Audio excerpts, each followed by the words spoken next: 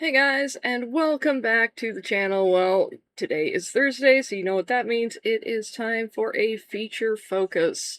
And today it is aviaries, our frequent flyers.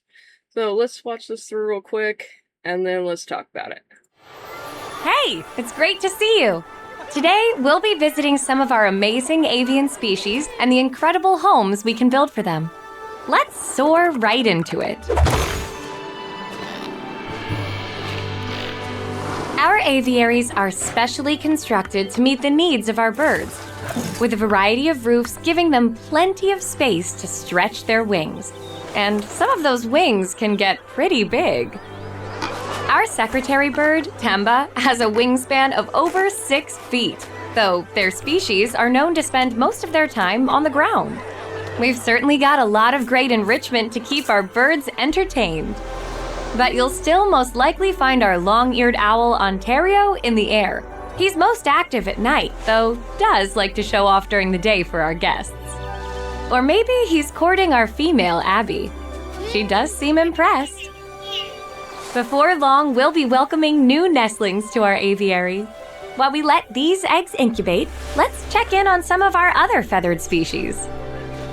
This is our great hornbill aviary, but there's a twist to this one.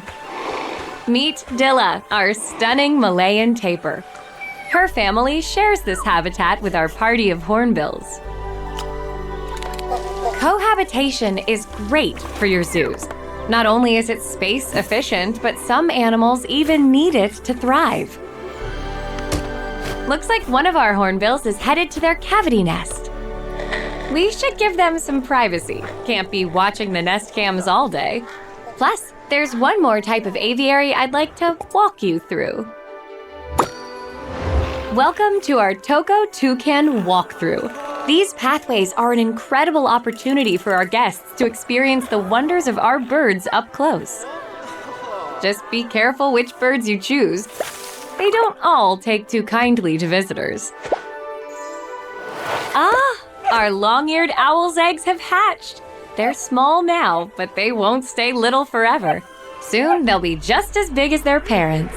And by then, we'll be able to release them to our wildlife reserves, helping to increase their natural population and let the ecosystems flourish. Sadly, I've got to fly, but next time we'll be letting our creativity run wild. See you soon, zookeepers!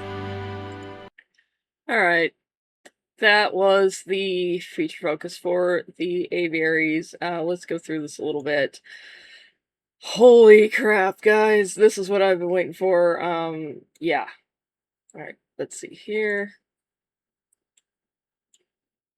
So, it looks like the construction for these is going to be fairly simple. It's not going to be overly complicated like it is right now, where you have to fiddle with little tiny mesh pieces that are only square.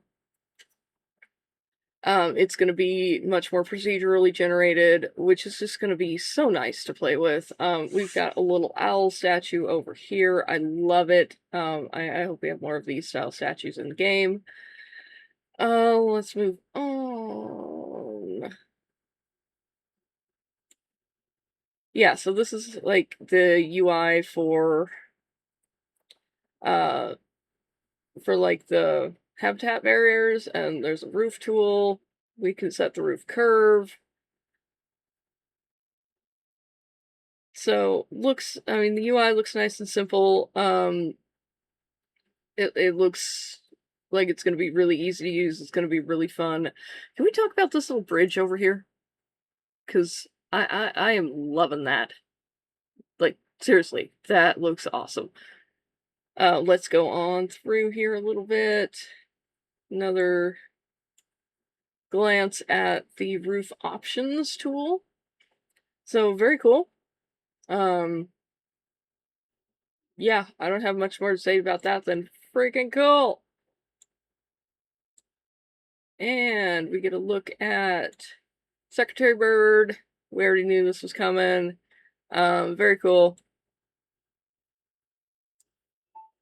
More look at the Secretary Bird.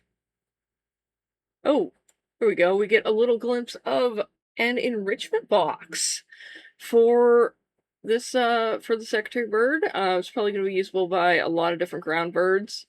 I can see probably a ground hornbill using this as well. Looks like we've got pine cones, like cut up toilet paper tubes, pieces of cardboard, acorns, all sorts of different stuff. So this is like a little forage box. You'd put food in there, let them hunt, let them dig for it. Yeah. And they're showing off the long-eared owl. Man, this bird looks incredible.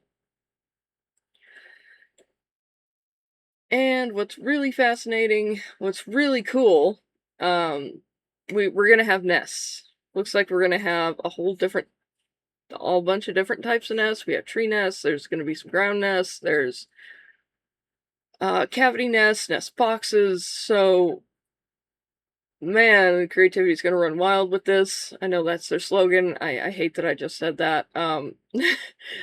Yeah, there's gonna be no limit to what we can do here, or very little limit to what we're gonna be able to do. So I am utterly thrilled. One thing I want to point out, we have our male owl here and the female here. Female birds of prey are almost always going to be bigger than the males. That's just a general rule of thumb. So minor error on Frontier's part, not a big deal. Eggs. Eggs in nests. We're getting eggs in nests. Yeah, man, they are giving us everything we wanted here. We got the hornbills, which I am thrilled about, and we've got a returning face, the Malayan tapir. So, yay. I mean, ubiquitous zoo animal. Most zoos, a lot of zoos are going to have some form of tapir, whether it's the Baird's, the mountain, or the Malayan. Yeah. Let's talk about the UI real quick. We've got a really good shot of the animal UI right here. We've got our animal appeal rating, welfare, all the other stuff. Request clean, request refill, call vet. So we can actually, this is nice. They've broken up the call keeper into 2 different functions. So we can request refill for food and request clean when the habitat is dirty. I love it. Let's look at what we've got down here at the bottom of the screen. If my YouTube UI will go away. We got trading and storage, management, hire staff. Interesting. They bumped that out of the zoo. The zoo UI. So we've got habitats, aquariums, exhibits, nature, facilities, and scenery. Interesting. Very interesting. Oh, I can't wait to get my hands on this and mess with it. So that's Malayan tapir reveal. I mean, they look great. They're adorable. We got the baby there. So this is, I forget exactly which hornbill it is. It's one of the Southeast Asian ones. But absolutely looks amazing. The way it's interacting with this enrichment, the animation on it is fabulous. The way it perches, it like actually looks like it's interacting with this instead of just what we have currently in Planet Zoo, where the animal just kind of plays an animation when it's near an enrichment thing. And then, yeah, cavity nest. Oh, let's look at the UI that we've got here. Oh, I wish I could click on stuff. This appears to be under the habitat tab. We have nests. So we've got a few different types of nests here. Looks like different tree nests. Got some ground stuff. That appears to be, right there, a flamingo nest. Yay. Different box nests. That, I'm not sure what that is, but it's like a platform nest or something. We have a couple different types down here. Yeah, gimme, gimme, gimme. This is incredible. This is everything we've asked for. So let's move on. So we get a little glimpse of the hornbill going into its cavity nest, as they called this, which means we're going to have nest cams, which is just so great. So realistic. I love it. Let's continue on. So we get a little wider glimpse at a kind of a staff area here, actually. So we've got this keeper gate going into this hornbill tapir exhibit.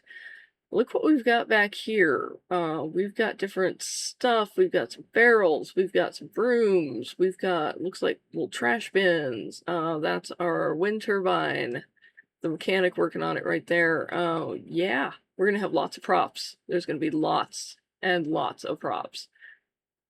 And lastly, they wanted to show off the walkthrough aviary option, which is very cool. They did say not all birds will be able to be walkthrough candidates, which makes sense. You probably wouldn't want a large bird of prey to have total access to the guests. Although, now that I think about it, Woodland Park Zoo has a walkthrough bald eagle exhibit, where there is literally nothing between you and the eagles. Probably makes that happen in Sandbox, which will be super fun. Let's move on. Yeah, this is what I wanted to look at. We have a glimpse at the pathing UI. So we've got our standard width, fixed length, angle snap. We've got, looks like our customizations here. So we have the base path that looks like railings, curbs, and supports. And it looks like, don't quote me on this, but this is what it looks like to me, is that we're going to be able to mix and match, which is so fantastic. And as I bump this forward, a couple of frames, yeah, there we go. It looks like we're getting a spline tool to do the pathing. So I'm without words for that. Looks fantastic. Looks like it's going to be so much easier to use than what we currently have. Here they're connecting a path that's on the ground to a circular type of viewing area that seems to connect pretty seamlessly. I know doing this currently in-game is kind of a pain in the butt. You have to place this first, and then you have to run the path off of it and get it to connect up, and if the ground is perfectly flat, it can be a pain. Sometimes you can turn on flat terrain to make it work, and sometimes that just makes it worse. Looks like that is going away in Planet Zoo 2. So, let's see. We have anything special here? Just some benches. We have some different colored bamboo over here. That makes me excited.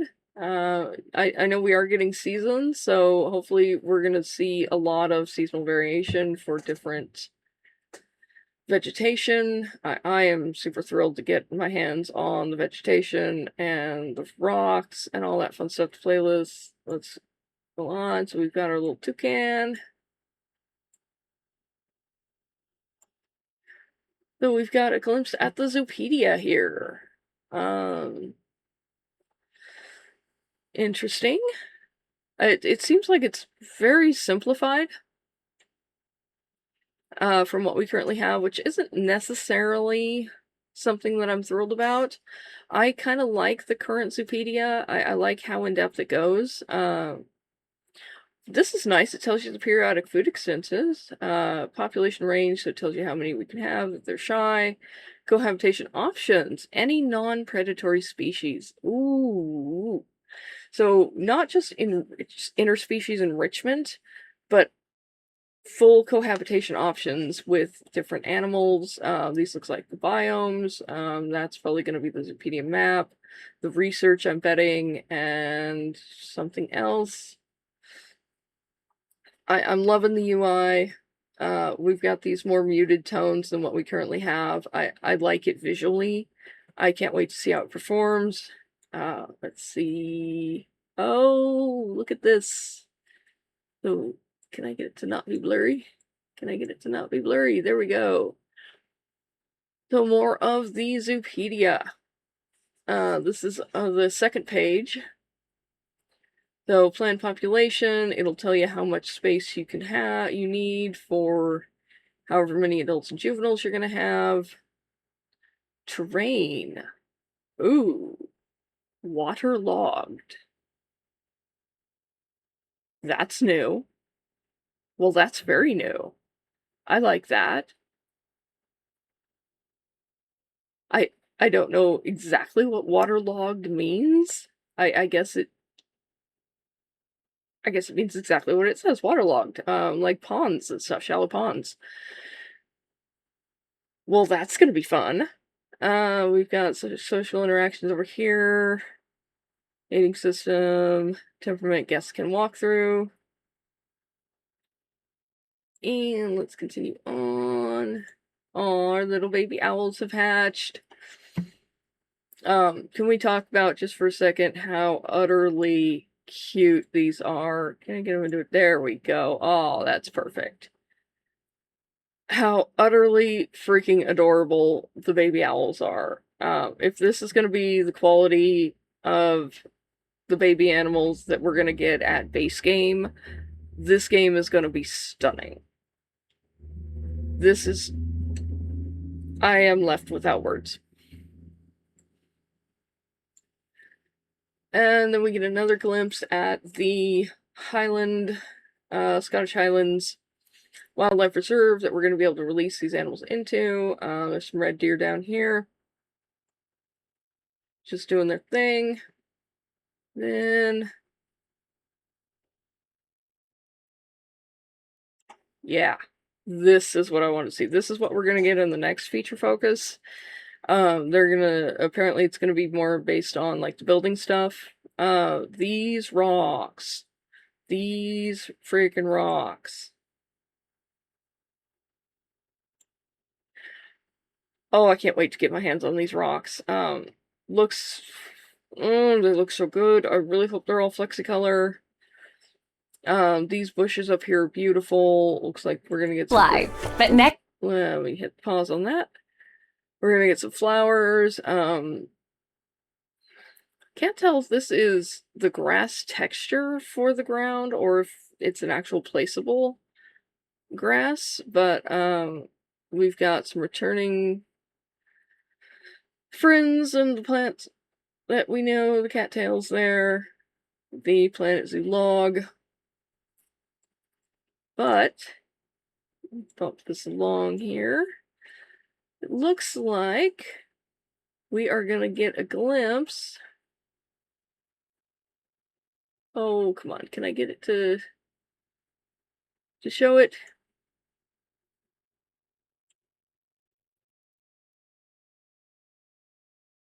Let's see. They gave us a little tiny glimpse of a rabbit. And I cannot for the life of me get it.